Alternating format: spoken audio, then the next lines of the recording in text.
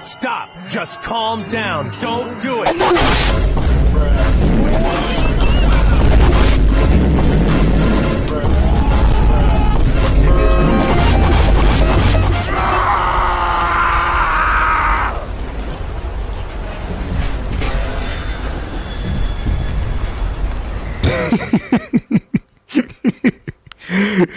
Remember when that was peak comedy? Feels like a cringy dream now. But as the title says, this is The Wolf Among Us.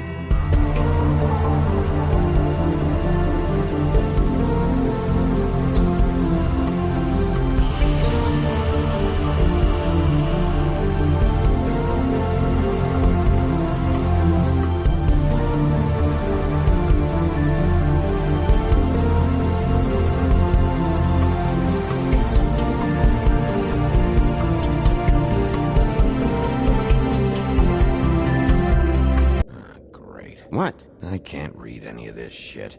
I can help. Maybe it will brighten your shitty mood a little. Unlikely. Before we begin though, you must know that this game was made by Telltale Games. You know them from Minecraft Story Mode. But seriously, they made the Good Walking Dead games, which in my opinion is one of their best game series, before eventually diving off the deep end and getting quick revived for an extra hate crime. You play as Big B Wolf, a detective slash sheriff slash cop thing, who's a well-known murderer turned cop. This would be the point where I explain the fact that there are fables and fairy tales that coexist with normal reality, and real people are called Mundies, who are oblivious to the existence of fables. But I don't understand how. The game is in the classic Telltale episodic format, and well, I guess I'll be editing it as such.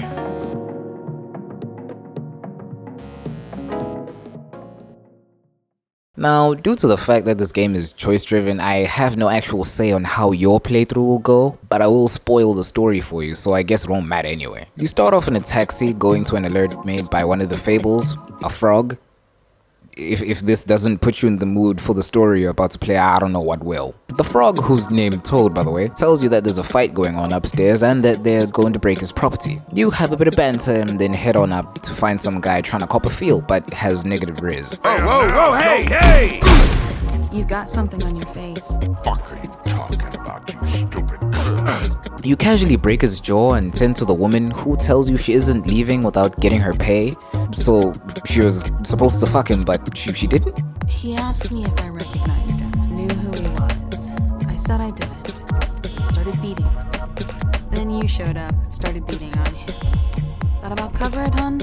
I'm the woodsman, you whore. Oh, that's why. You then throw hands some more and break Toad's building and car, but Blood wakes up looking to finish the job, which goes about as well as you'd imagine, then getting ass saved by the working girl after a QTE you can't win. She even has a girl boss moment, which I lawfully had to stop. She then tells you her name, which you think is fake, and even shows you a pretty necktie, which is kinda cool, and whenever you ask her anything, she just says this. These lips are sealed. Sorry. She even denies money from you, which I found weird since she was looting that poor dude. You dip back to the crib but find Beauty ruining the grass. You ask her what's up and she asks you to keep quiet about her exit, which then branches off between you saying yes or no and then watch her leave. As you enter, you pass by Mr. Beast, who asks you if you've seen Beauty, and well, I chose to stick with Beauty's lie. You fuck my wife. How could you ask me? I'm your brother. You asked me that. You then kick it with Colin, who's a pig who you owe accommodation to due to a wind-based incident, who tells you he's gonna crash in your place for a while since you don't sleep anyway. But then you get interrupted by a knock on the door. Big B! Snow? Come with me. She doesn't disclose why there's such a rush, only telling you to look outside, which then leads to this.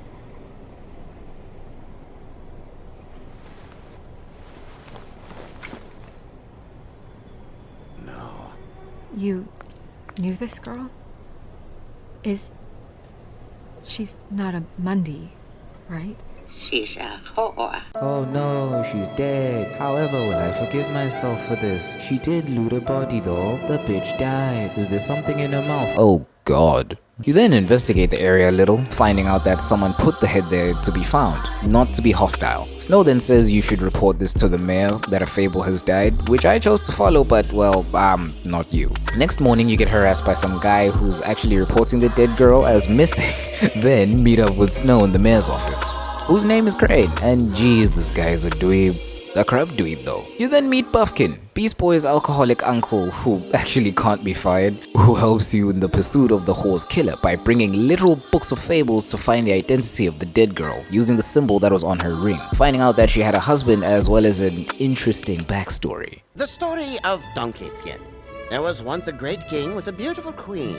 The queen grew ill and had her husband promise to only marry the most beautiful girl in the kingdom. After a long search, it became clear that the only woman in the land that could match her beauty was... his daughter, Faith. I find it funny that Americans safeguarded the story as well, even though families like this continue to exist. After getting confused, you use the magic mirror that's just been out of frame to see where your current suspects are. You can even look at Faith's dad's corpse, but when you try to look at Faith, the mirror just says this. Through powerful magic, her whereabouts concealed. Unfortunately for you, these lips are sealed. Looking at her husband though shows a probable suicide, which makes you want to check on him quickly, but as soon as you try to leave, Toad rings you up saying he's in trouble and needs your assistance immediately, which branches off to you going to the husband or Toad first. If you chose the husband first, you can save him before he gets attacked by some fat guy, even though he killed himself days ago. But if you go second, you'll just find him dead on the floor.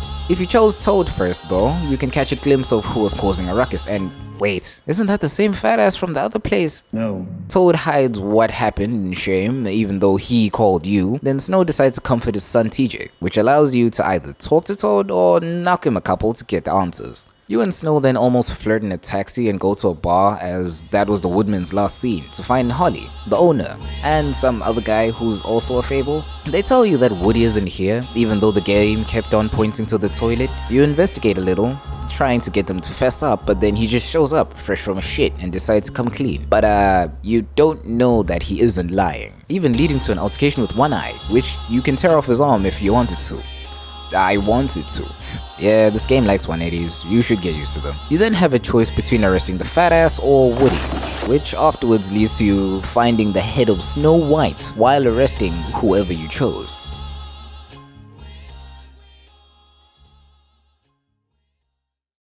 You snap back to reality, getting investigated by the actual police who think you're a civilian, but then this shit happens. Your nose is bleeding.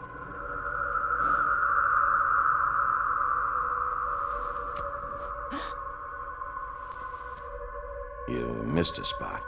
You just smeared it across your face. You got a tissue or something? Do you hear that? Please. Please.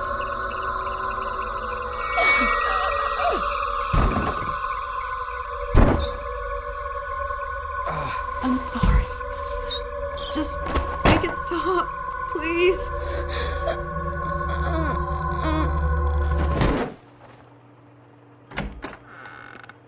We have to go now. You drive back to HQ with Crane to interrogate whoever you chose to arrest, but then meet Bluebeard, some rich guy who likes head. I'm not explaining that further. Regardless of who you chose to arrest, but being honest, you should arrest the fat ass for any actual evidence. Snow returns alive as fuck, which made me hate episode 1 to be honest. Snow then tells you that everyone could see your deeds in the investigation dungeon, which gets her in a pissy mood, but then she tells you that Toad and his son are here to report Swan's body. Yes, Swan is the dead, not Snow, where TJ tells you this. The lady fell in, but she didn't have her head on. I thought she was gonna pull me down too. She kept falling down in the dark parts. You then go investigate Swan's body with Snow, even though she's uncomfortable the whole time, but then Crane fills himself in to keep an eye on the investigation, which, being honest, is the point where Crane outed himself as the bad guy, even though he's more of a horny moron. You find a glamour tube on the corpse, which is some type of magic that makes Fables look like any human regardless of consent, which makes it worse when you find Snow's hair and a photo in the tube, which confirms that they were glamored to look like her. Crane is not escaping the allegations, by the way. He doesn't even try to hide it. The glamour then ends, showing the fact that she's actually a troll, Holly's sister. I guess you guys found her. Crane then tries to get Snow to stay behind, but then I said no. You and Snow go to the Trip Trap to break the news to everyone, but everybody else kept trashing on Snow as Toad was in the bar earlier. But then as you tell Holly what happened, she breaks down in a corner. Snow tries to ease her pain, which fails, but then I tried easing the pain, which worked instantly. Holly then pleads for her sister's body for a funeral, which is a troll tradition, I don't know, which you can either be realistic or hopeful, and I decided to give her some faith. But then you and Snow decide to split up, with you going to the strip joint Holly's sister worked at, and Snow going to HQ to collect the body. You then find a bitch outside who instantly cased you out and asked you what you want. You say the pimp and she shows you to him, not without telling you the game's best verse though. Discretion is our guarantee.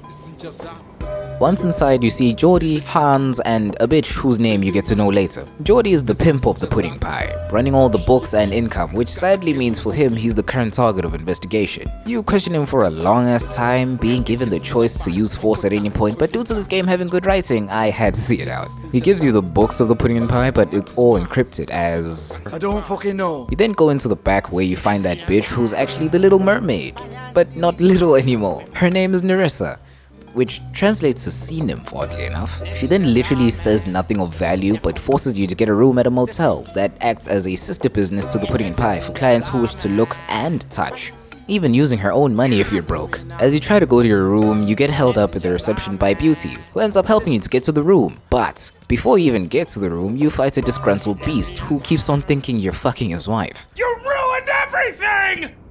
She's my fucking wife! In the room, you find the remnants of Swan's murder, finding out that Crane found a different way to love Snow, and that he was spying on you using the magic mirror anyway.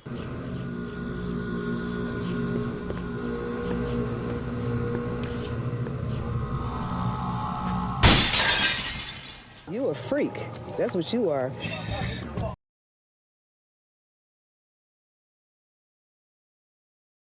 The episode starts off with you throwing a hissy fit, dealing with the fact that Crane just bumped himself to number 1 on the suspect list, and Mr. and Mrs. Beast trying to calm you down to no real avail. Beauty then tells you not to show Snow the photo because she won't be happy. I totally listened to that, I took that to heart. You go to Swan's funeral to find Snow, but find her making a speech, which I chose to respect because, well, we just fondled her sister's corpse. Holly then sees you and gets pissy because she never invited you to the funeral, which I then tried to spin the narrative, but they called my bullshit. We then pull Snow aside to tell her that Crane is the latest suspect, and because I could, I showed her the picture, which gives you a very nice scene later in the episode, but then get interrupted by the sea nymph, who asked you if you found evidence she already knew about. Both of the fat asses then get a jump on you and politely ask you to leave Crane alone, which goes about as well as Dr. Disrespect with people under the age of 18.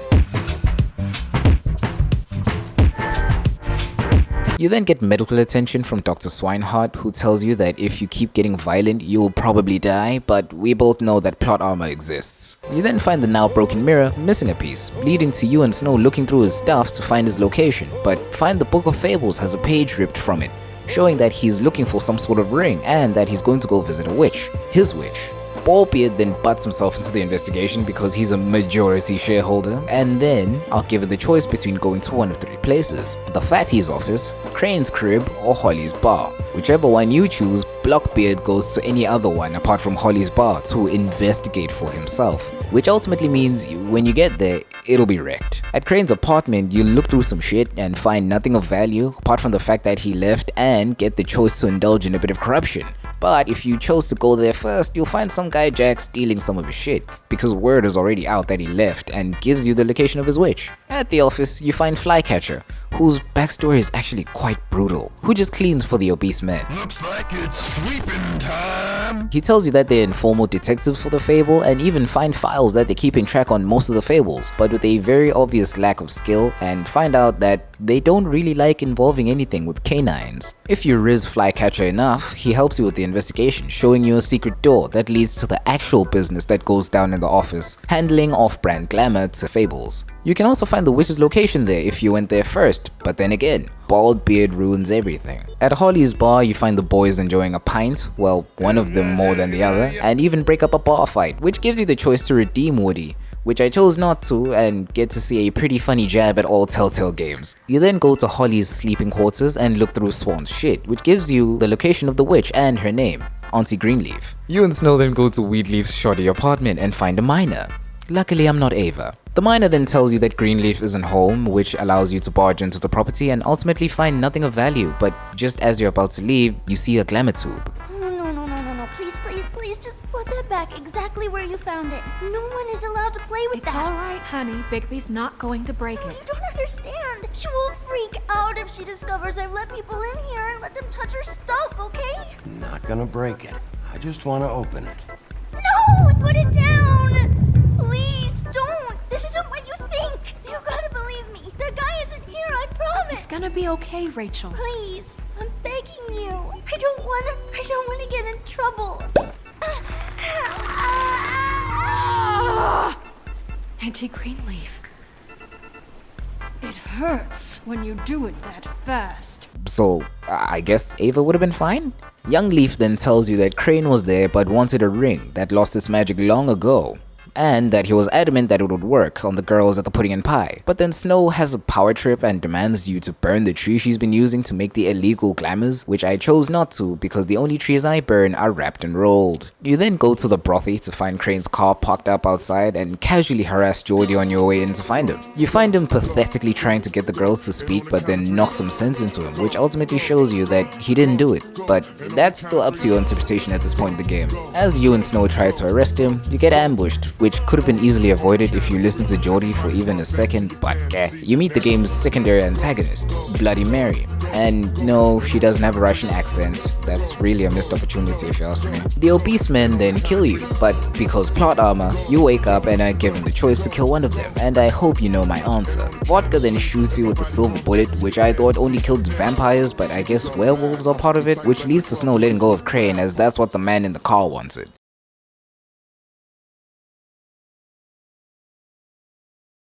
The episode starts with Bigby having a bloody nightmare, but he's just getting open surgery from Dr. Pigheart, and are even getting the choice to fix your own arm, which goes very well. He then tells you that if you get shot by a silver slug again, you aren't gonna make it. As he leaves, Colin and Slow have an argument, with Snow having another power trip, which leads to Colin being forced to move to the farm, but I exercised a bit of abuse of power as well. You then go to the office and find Nerissa wants to have another chat, which is just her trying to explain to Bigby that the ribbons are magic. She then begs you not to tell anyone about this, which leads to Snow thinking she got cut, which is well deserved by the way. Snow then says Beauty wanted some financial assistance from you, and out of pure pettiness, she doesn't want to go with you, even though when you get to Beast's apartment, they were waiting for Snow. They then tell you that they owe a lot of money to the Crooked Man, who they are basically never going to pay off as they live in such a lavish apartment, and plead for you to deal with it for them. They tell you that the Crooked Man's main businesses are the Lucky Pawn, which is a cover-up for a loan shark operation, and the Butchery, which is a cover-up for a glamour lab. Get off the toilet! And are even given the choice on where to go first, but being honest, there's no need to go to the butcher first, as all it gives you is one extra dialogue choice in the last episode. At the butchery, you see frozen meat on display. They could have at least microwaved it a little first, which instantly makes Bigby sus of the place, and even when the butcher comes out, he acts like chicken shit and alerts whoever was in the back. He buggers off into the back, which was Bigby's pass into the back, where you find frozen rotten meat hung and the butcher's fiddling with the gate. You QTE the gate, revealing that what was essentially a meth lab for magicians, complete with shackles and filth. But if you go to the butcher last, you'll find Crane's coat, which has the mirror shard and a few bucks. If you're into the Lucky Pawn first though, you'll see that Jack guy and Toad battling over the value of Faith's coat. Did I tell you by the way that she's the donkey skin girl? After a bit of banter, Woody and some Larry looking ginger come in arguing, which eventually leads to you and Woody fighting Larry, who's the Jersey Devil by the way, QTEing till Woody decides to help you and even getting the choice of letting him talk, which reveals that you can't get to the Crooked Man unless he wants you to see him. as his door moves from place to place, or you can just shut him up. When you get back to base, you find Blue Balls and Toad yelling to Snow, who still thinks she's Kamala Harris, with her even telling you to deal with Toad, who I dealt with the South African politician way, with Snow even being suspicious of what you did. You then give Buffkin the mirror shard to fix it because Bigby isn't a poet, but Snow felt otherwise. Mirror, mirror, we're glad you weren't slain. Now please show us that sick creep Crane. You see Crane with the vodka girl helping him go to France, who then casually fucks with the mirror, which actually allowed me to lay some fire bars. Mirror, mirror, no time to pout. So where does Crooked Man hang out? The mirror shows the door with the Crooked Man's symbol moving from door to door until it goes to a door underneath a bridge that Snow is familiar with for some reason, leading to Bigby bolting to that location and finding out what's behind the door.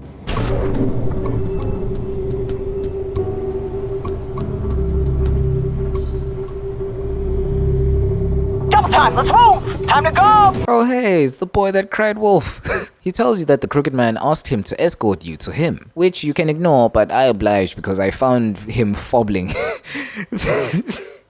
I'm not gonna say that.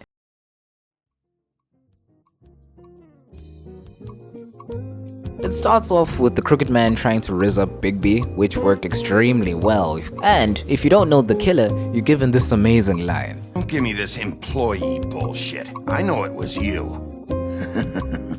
What must I say to convince you that I'm innocent, dear? It wasn't me. I have complete respect for you and your job, I really do, but I'm sorry.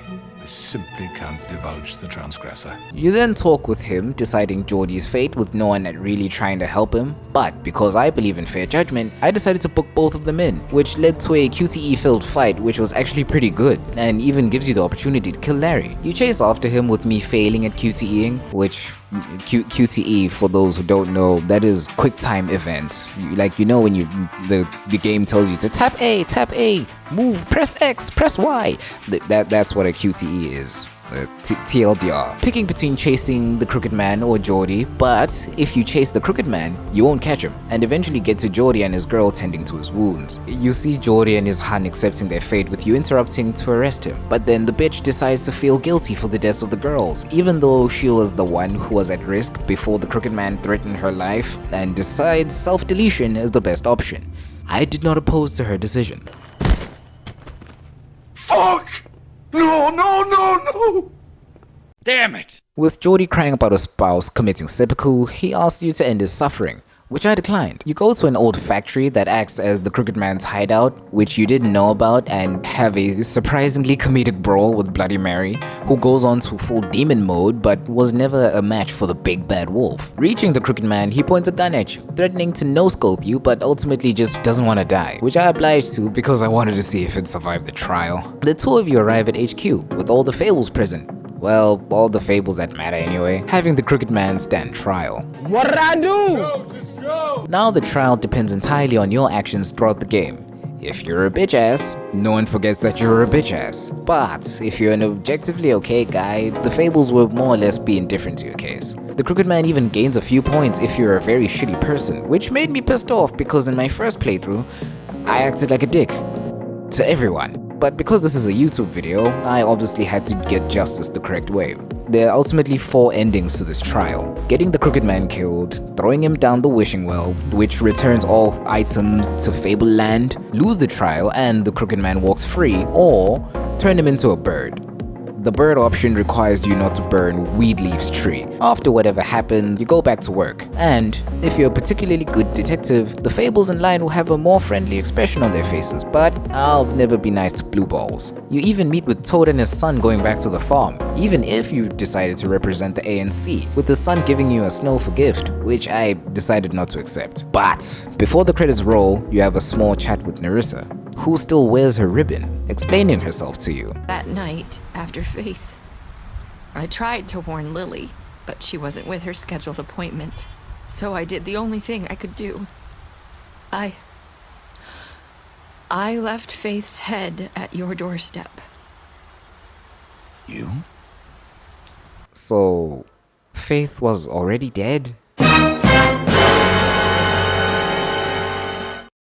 So, That's The Wolf Among Us. It's really good, and I'm sorry if I butchered the story a little. I guess you're gonna have to play the game to see. It's not like Telltale are gonna release The Wolf Among Us 2 anytime soon, and I've been playing a lot of older Telltale games to pass the time. I honestly won't play anything after the company's revival apart from The Wolf Among Us 2, because I still want to give Telltale a chance. They've made some very good games in their heyday, but have also made some real shit games in their recent years. Now, go away, go watch a movie or something, do something normal with your life. I'm gonna go play more Telltale games. Thinking of finishing all of their older games. That'll be very fun. I will totally not hate myself after this.